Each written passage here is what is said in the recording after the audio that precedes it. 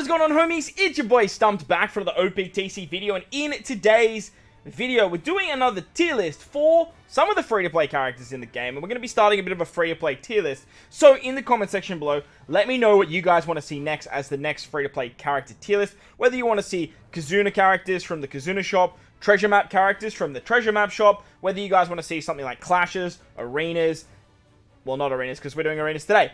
Clashes, Colosseums, any other free-to-play content like point farming events, anything from the Recollective Archive, let me know in the comment section below what you guys want to see. But as I just mentioned, today we are taking a look at the arena characters, the free-to-play characters that you can pick up from the, is it 50 stamina? 50 stamina arenas, and putting them on a bit of a tier list to give you guys a better understanding of which ones are worth farming and which ones are pretty dookie. But if you enjoy this kind of stuff, like I said, belt the like button for me. If you're new to the channel and you haven't done so already, hit that big red subscribe button. Hopefully it helps some of you new players out, because I know New Year's is a time where a lot of new players are coming to the game. So hopefully it helps you guys sort of decipher through these hard to farm characters and which ones are worth your time and your stamina. With that said, let's dive into the tier list.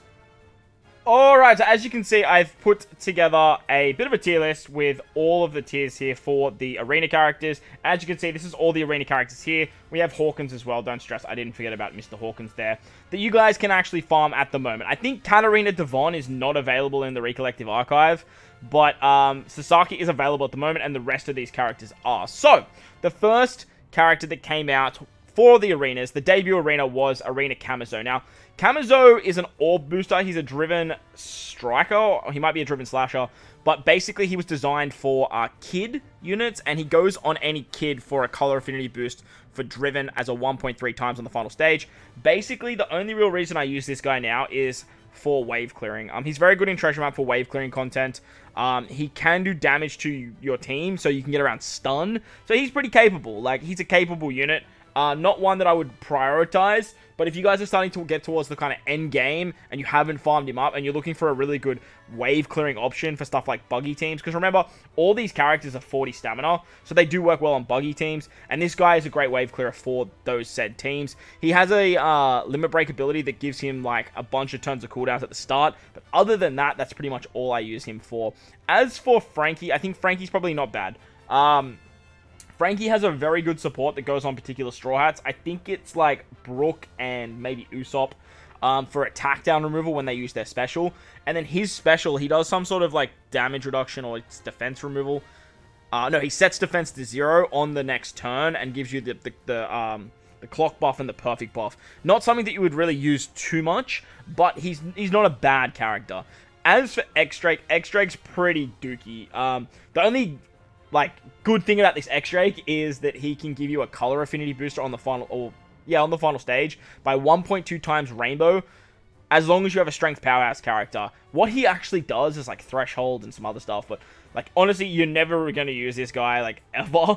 But if you want his support, definitely farm him up, maybe grab a few copies, and then you can just get that support maxed. As for Bone Kichi Brook, he's not bad.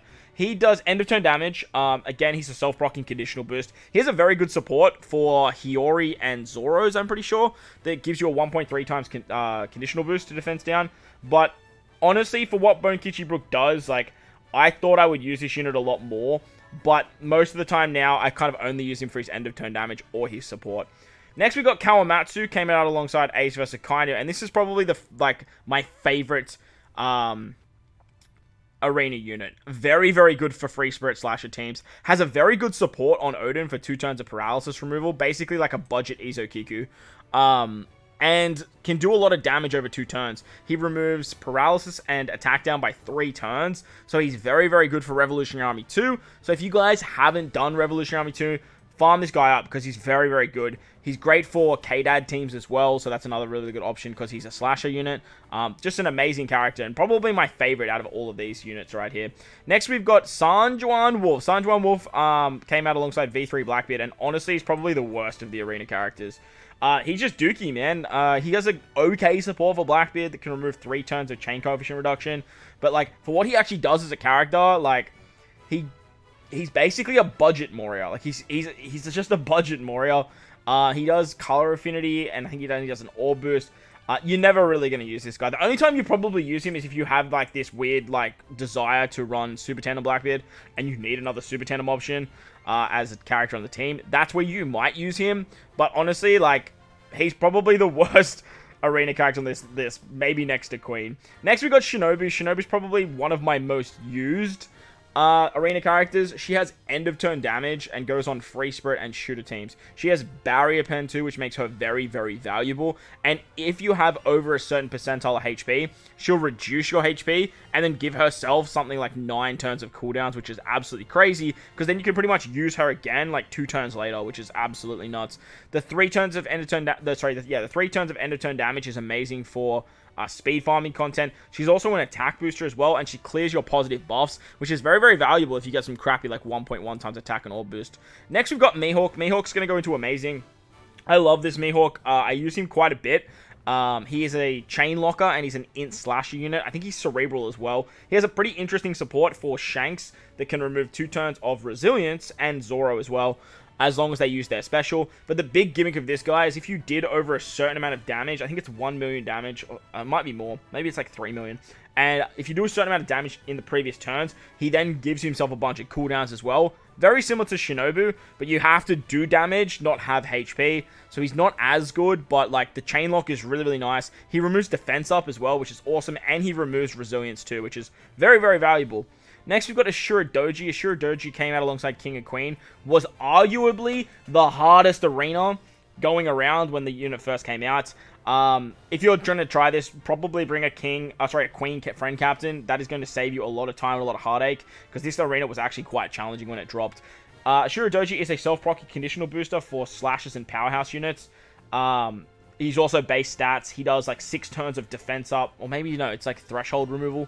And he does 6 turns of special bind removal. Problem is, he has like a 24 turn cooldown at max, which is absolutely disgusting. However, his stage 1 is very, very good at like 14 turns or 13 turns or something like that. So he's definitely worth farming up. Plus, he has a very, very good support that can go on most of the AK9's units, where he basically gives an attack and orb boost, I'm pretty sure, for that unit when they use a special.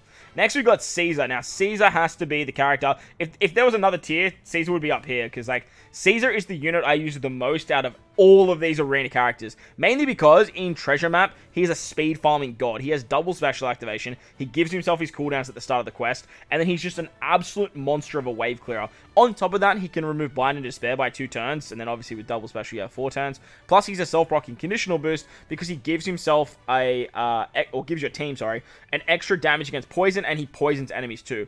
Fantastic arena character, and out of everyone, this is the one I would prioritize first. Next, we got Crocodilus. He is Dookie. Like, honestly, I couldn't even tell you what he does. I think he's color affinity booster. Pretty sure it's a color affinity booster, and he poisons. He has some utility in him, but honestly, like, the only real reason you use him is for his support. Very similar to what X-Ray can do. Next, we've got Luffy. This Luffy's actually pretty good. I don't know if I'd say he's better than the Mihawk.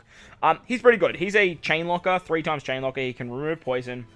Plus, he sets defense to 0, and he has a 3-stage special. So you can use him across the board. However, he's a Luffy unit. He clashes with a lot of characters. He came out alongside Nami and Usopp, as well as Robin Jinbei. So if you are going to be like running this, Nami Usopp is like the GOAT for this, as well as actually this Shinobu, funny enough. But he's a very, very good character. I don't use him that much, but I have seen a lot of people using him for his defense down capabilities, as well as the chain lock being very, very nice. This is a 3.5 times chain lock, which is really, really nice. Plus, he's a Luffy unit. You can just get so many good supports there. Next, we've got Queen. Queen is Dookie. Alongside this Swan Juan Wolf, I think this Queen is the worst character in the out of this entire tier list. His burn removal support isn't even good, so I wouldn't even farm that up. Honestly, now the more I think about it, he's the worst unit. He does like a bunch of damage hits, which is kind of whatever. But other than that, like, he really doesn't do anything else. Next, we've got Hawkins. Hawkins is interesting. I'm going to say Hawkins is capable. When Hawkins first came out, I was like, yo, this unit sounds amazing. He is a Psi Cerebral, and he basically has the ability to remove Slot Bind. He's one of the only characters in the game that can actually do it, alongside Jewelry Bonnie. And this arena right here, the Hawkins arena, is the hardest arena in the entire game. Like, it's not even a competition. Came out alongside Frankie, Tanky, and Brook. And if you didn't bring a Frankie friend captain, good luck getting around that 10 turns of attack down. Obviously, there's ways to do it now.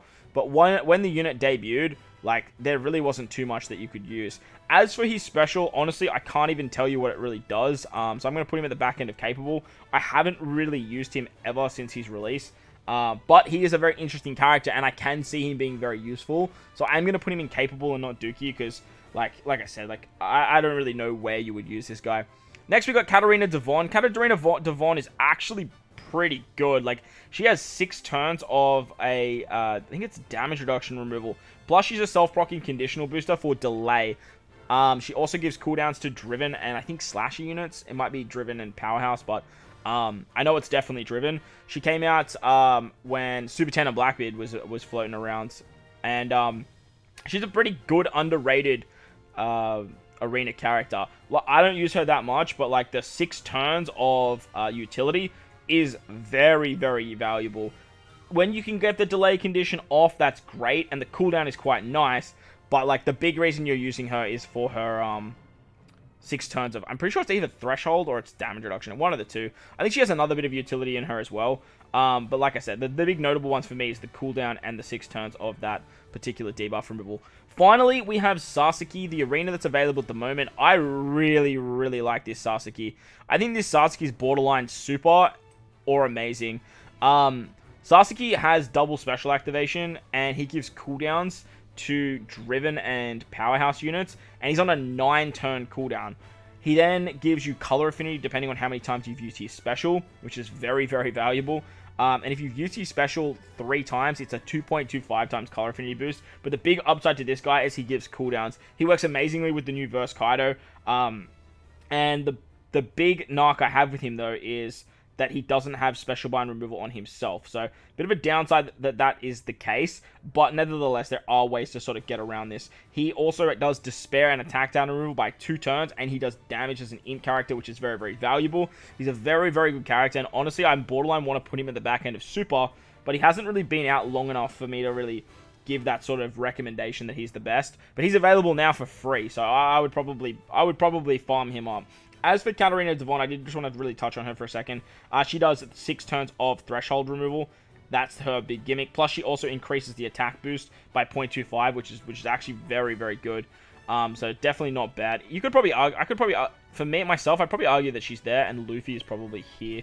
I just don't see it with Luffy. He's good, but like I just don't see why everyone like is like, this unit is insane. Like, he's the best free-to-play character.